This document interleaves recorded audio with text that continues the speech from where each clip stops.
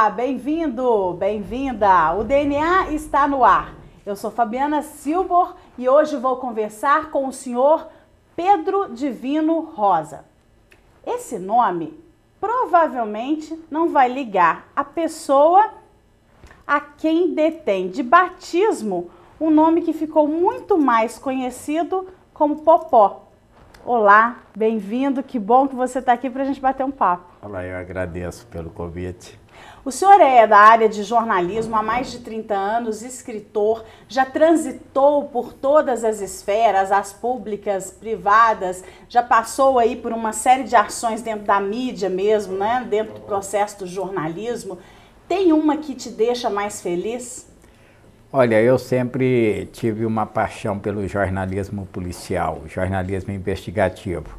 Tanto é que eu acabei me transformando num repórter investigativo, e isso me fascina bastante. E eu ouvi dizer que você estuda muito sobre a área criminal para poder ter uma atitude diante das coisas que realmente traga a profundeza da notícia, que é dessa condição do processo, que muitas vezes assim é rápido, exige uma performance ali no momento, muito instantânea, porque o fato acontece e você tem que estar pronto para traduzir aquilo rapidamente. Você faz isso mesmo?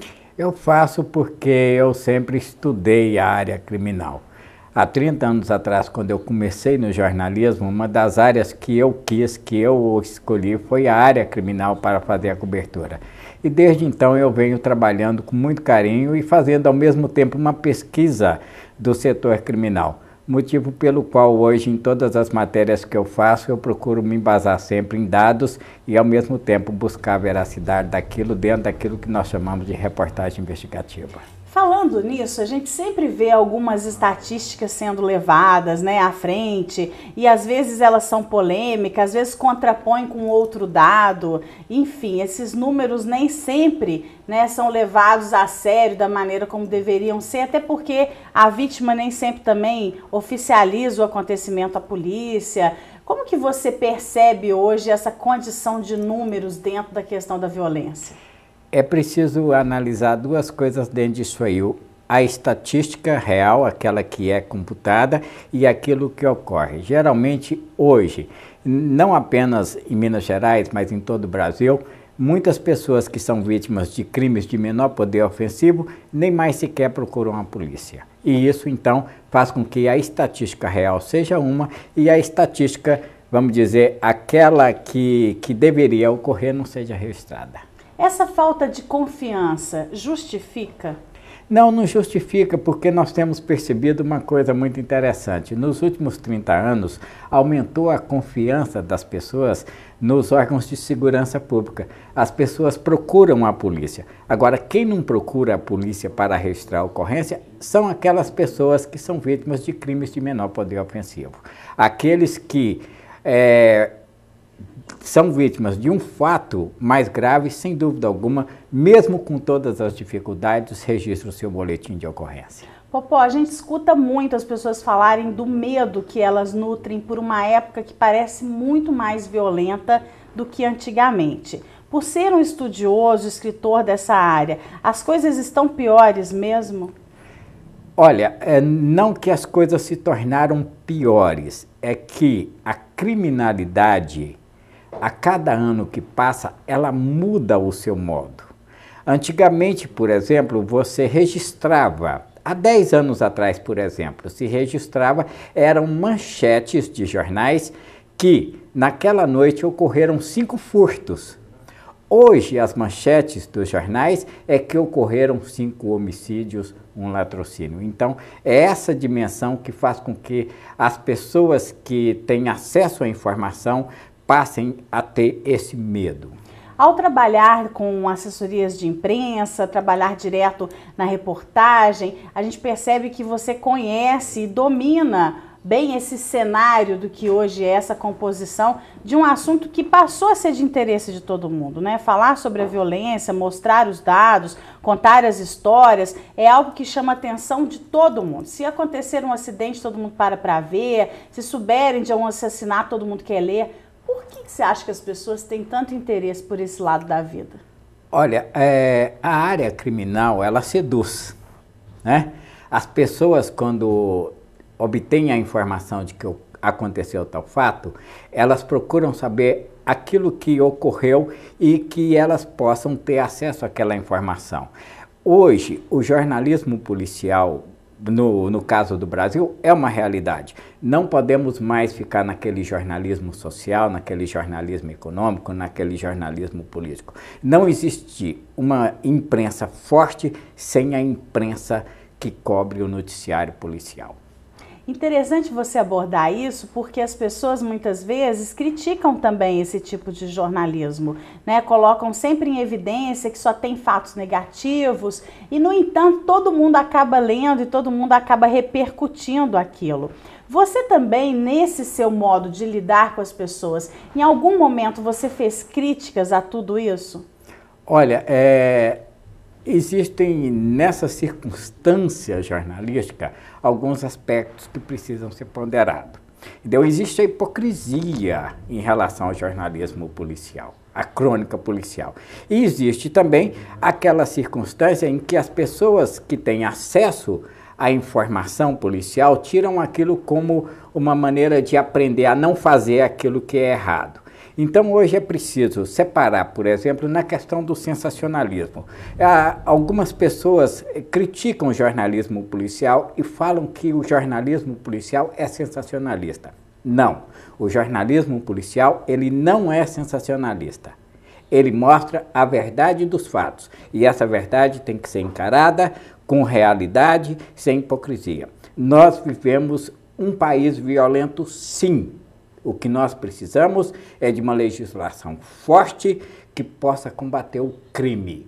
E, ao mesmo tempo, nós precisamos de pessoas públicas, de pessoas que detêm o poder para que façam esta lei ser cumprida. Aí sim, sem dúvida alguma, poderá ter um balanceamento das circunstâncias que eu coloquei. Ao escrever, né, como você também detém essa carreira sobre essas condições, e quando você fala, é perceptível a paixão que você tem, o gosto, né, por essa condição de saber o que está falando, ter primazia nessa informação. Você acha que as pessoas precisam ser um pouco mais atuantes? O cidadão precisa de uma atitude mais permanente para conseguir conquistar essa prática que você acabou de dizer? A única maneira do cidadão ter a sua segurança real é o cidadão participar também do processo. Para isso existe o Disque Denúncia, para isso existe as delegacias, para isso existem as polícias. O cidadão tem que participar, o cidadão também é responsável pela segurança. Nós não podemos deixar a segurança só por conta do Estado. A segurança começa em casa. A segurança começa a partir do momento em que você, cidadão, passe a ter a consciência de que se você não cuidar da sua segurança, você jamais poderá oferecer essa segurança a você próprio e aos seus familiares. Muitos profissionais que lidam diariamente com os fatos, porque o telespectador, a pessoa que vê às vezes um fato no local, é aquele momento ali, ela assiste e isso é terminado. No caso do repórter, do jornalista, aquilo passa a ser só o início, porque ela vai aprofundar, vai buscar mais informações, então ela passa muitas vezes o dia inteiro com aquela circunstância.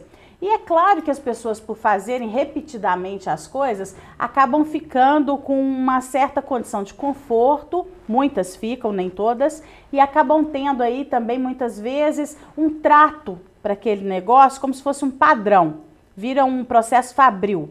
Você não, você mantém um discurso idealista de quem como se estivesse começando na profissão. Qual que é o diferencial que você acha que te mantém nutrido para continuar a lutar por um jornalismo policial de qualidade? Porque eu, como cidadão, eu sou participante do processo de construção de uma sociedade mais justa, de uma sociedade que realmente respeite os direitos humanos e de uma sociedade que faça cumprir a lei. O criminoso, ao cometer o crime, ele tem que realmente ser punido, mas também tem que dar a ele a chance de recuperar. Agora, nesse nicho, é necessário também observar uma coisa. A criminalidade hoje, a violência hoje, são fenômenos reais dentro do ser humano. E o ser humano precisa separar se ele quer ser criminoso ou não. A partir deste momento é que o ser humano vai ter o medidor. E nós, como profissionais da área de jornalismo policial, temos que ser os condutores dessas ideias positivas de que o crime não compensa. É melhor uma sociedade justa, uma sociedade fraterna e mais humana do que ver dezenas e dezenas de presídios sendo abertos e dezenas de escolas sendo fechados. Aí sim, você fecha esse nicho com uma coisa. Enquanto não houver uma educação de qualidade no Brasil, nós nunca vamos abaixar os níveis da criminalidade no país.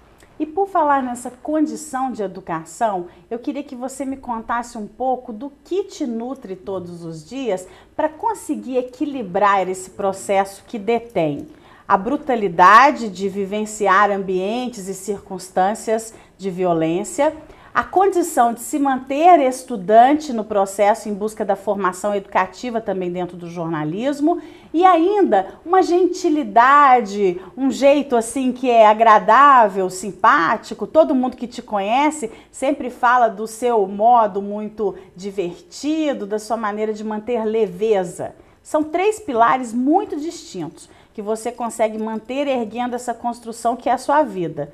Qual é o segredo? Eu vim de uma família muito humilde, eu vim de uma família muito pobre.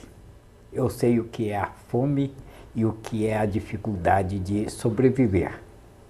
Então a experiência que eu tive e a vida que hoje eu levo me permitem dizer uma coisa, de que é preciso você, diante dessa dureza, dessa crueldade, da realidade que é a vida, dos machucados que a vida lhe dá, você também tem que ter a ternura em saber retribuir aquelas pessoas que te dão um amor, você dar pelo menos a ela a paz que elas merecem. Então eu, como jornalista policial, eu estou cobrindo um trágico homicídio.